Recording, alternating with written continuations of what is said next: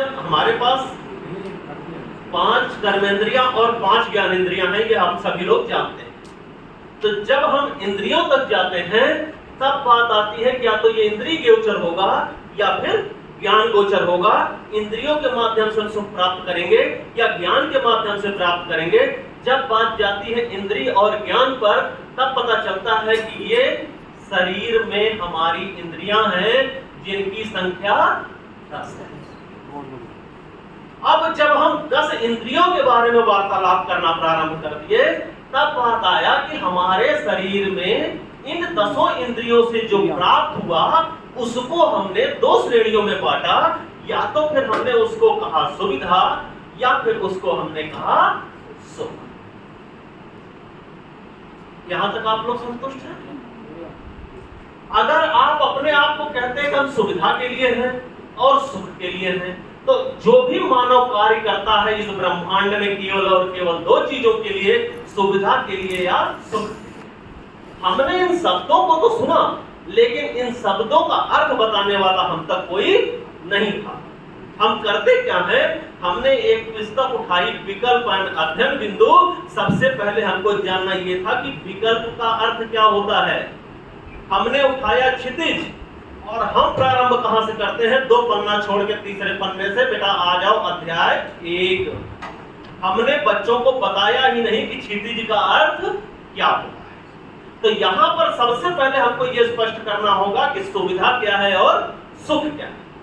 तो सुविधा के बारे में अगर हम बात करते हैं, हमारा ध्यान जाता है तो हम पाते हैं कि सुविधा का अर्थ होता है भौतिक व्यवस्था।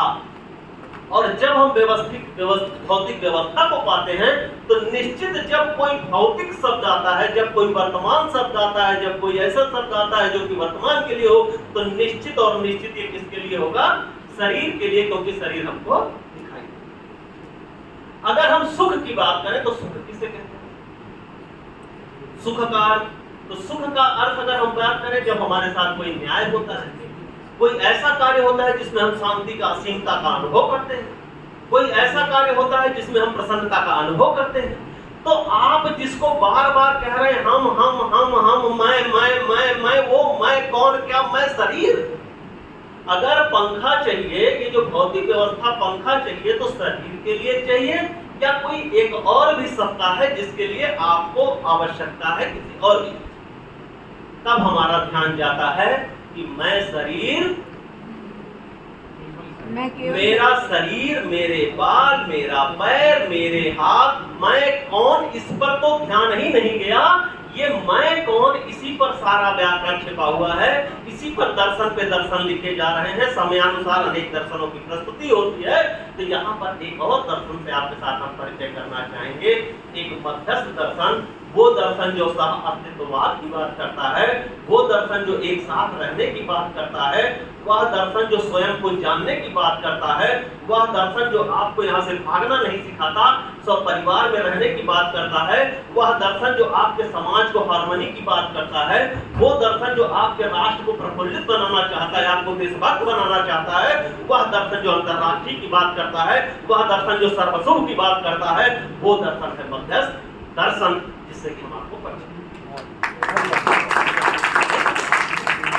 अब मध्यस्थ दर्शन के माध्यम से हम सुख की तलाश के बारे में बात करते हैं। अब सुख क्या है इसके बारे में बात कर ले।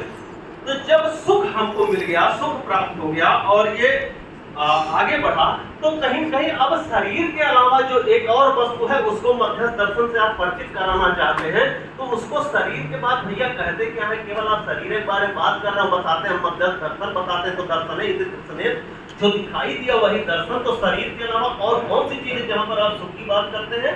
तब बात की गई कि शरीर के अलावा जीवन जो कि एक साधारण शब्द है, जी से निकला है, मन में जाने के लिए 2 शब्दों का एक मिश्रण है।